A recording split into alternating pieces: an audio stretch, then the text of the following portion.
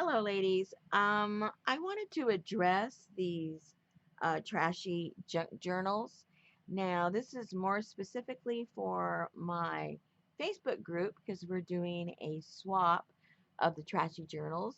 But if you're not there and you're not participating, you still might get some inspiration from some of these journals. So, some of the questions I got. Well, let me backtrack. The video that I attached to the swap, that's about a 5 or 6 year old video because that's when we started swapping the trashy journals.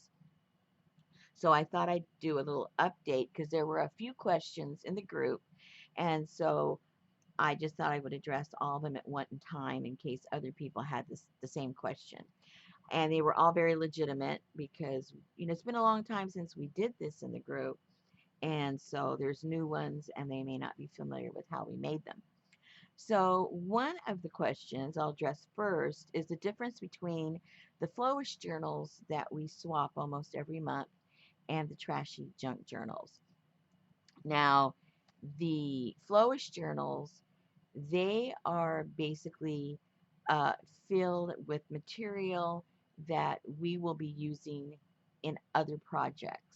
So it's like a supply journal in a certain format.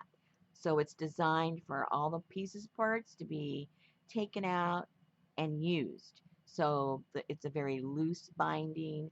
There's no sewing, there's no gluing. It's just put together usually with some ribbon or some twine or something to keep it together because its intended purpose is to be taken apart and used. So now we come to the um, trashy junk journals. These are like legit journals in the sense that they're put together, they're bound, and they're ready to be used as they are um, to be used as a journal, not to be separated and to put into other projects. Um, the question was, well, what's the purpose of these? And that's kind of sort of what I'm covering right now is you're going to use it like you would any other journal that you get. If you are an individual that just likes to glue like me, you'd end up gluing a bunch of stuff in your journal. If you're more on the artistic side and you want to draw in there, or if you're a real journaler and you actually write in your journals, then you would write in these journals. So for the swap itself, they asked, well, what size? Because when we do the Flowish journals, there are specific sizes that we like to keep within. When it comes to this, there is no size requirement. And the reason I say that is because we're going to be using lots of packaging. And, um, you know, like for instance, if you have this little small thing like this, and I say, well, it has to be a certain size, and this is smaller than that, then you may not use it. I want you to use all the interesting packaging and stuff that you had.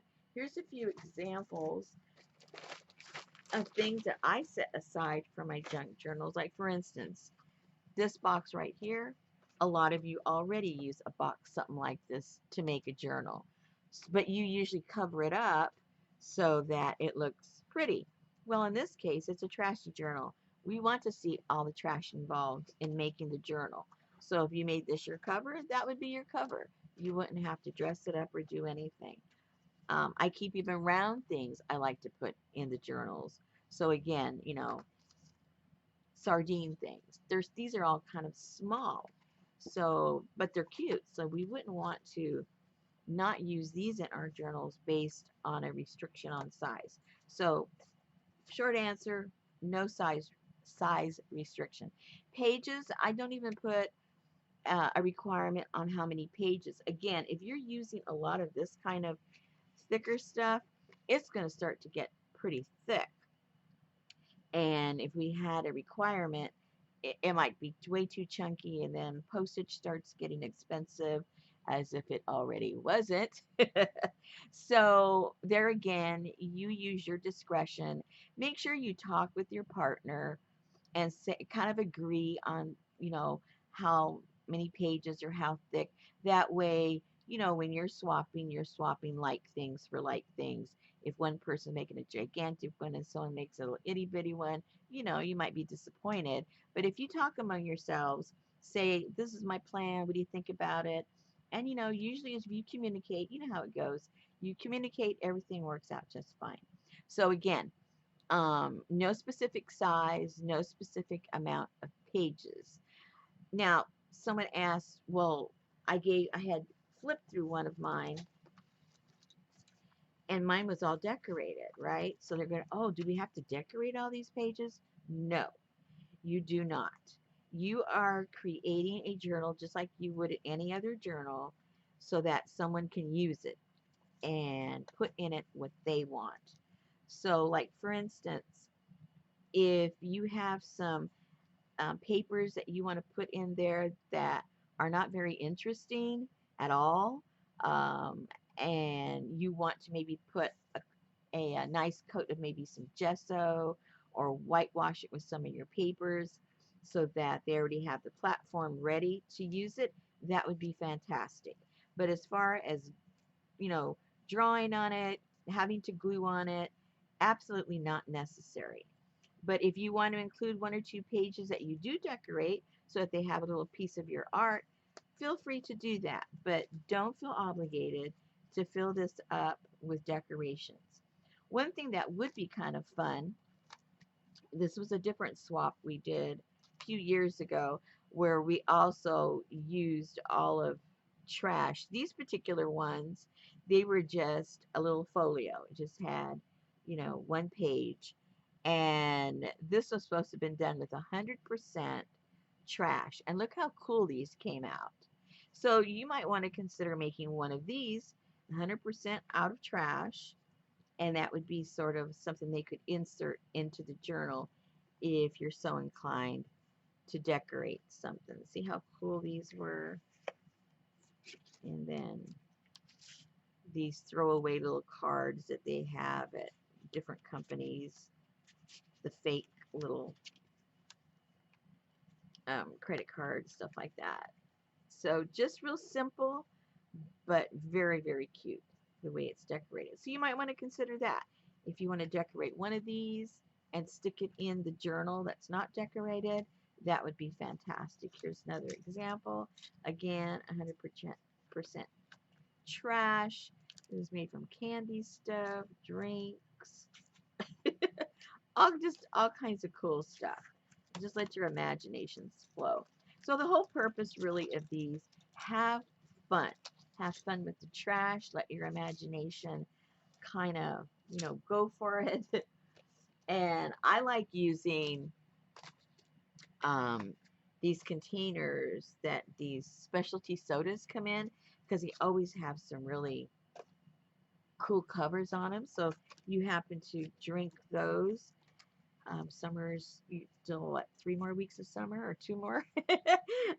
You still might be summer. You know, some parts of the United States, summer is like all year round. It's hot all the time. Other things I've used. Let's see. I already showed you those.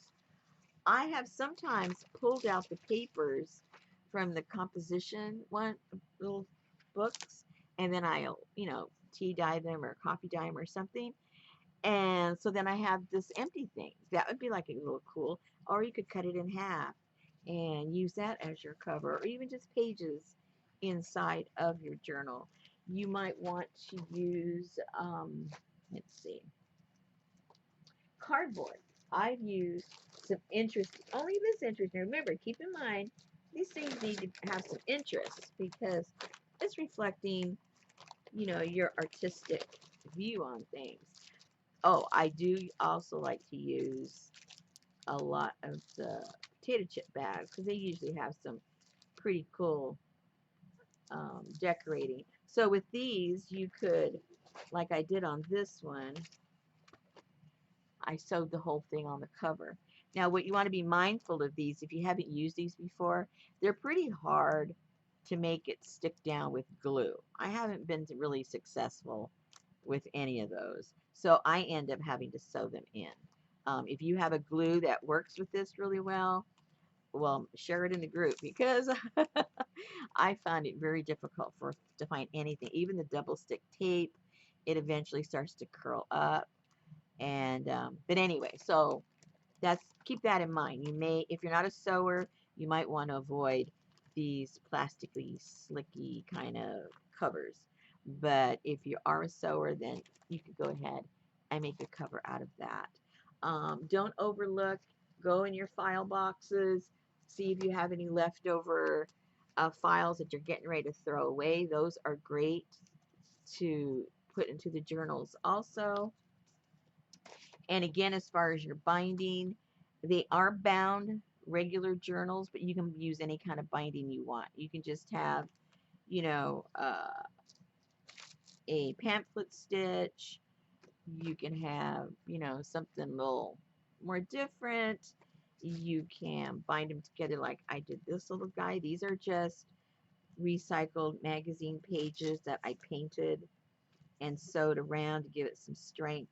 I've got like maybe uh, 3 sewn together and then 3 more sewn together, and then I created pockets on the top and the sides, and then I just bound it with some fibers here. So you can bind it any way you want, but keep in mind it's a permanent journal. It's not meant to be taken apart like the Flowish journals are. Decorate it, don't decorate it, but please make it interesting. Don't just get, 10 pieces of cardboard and fold it and call it done. Make sure that the trash you put in there is interesting because that is a reflection of you as the artist that's putting this together. So, you know, make it kind of cool. All right. Have fun, ladies. If you have any more questions, just post them there in the group or post them below the video. I will try to answer them as soon as possible. And just have fun. Have fun and start looking through all your trash. Just don't go out in the street on trash day and go in your neighbor's trash because that's a little too much. Although I've done that before. But that was for furniture, not for this kind of trash. All right, ladies, have fun. Ask any questions if I didn't cover it. Thanks.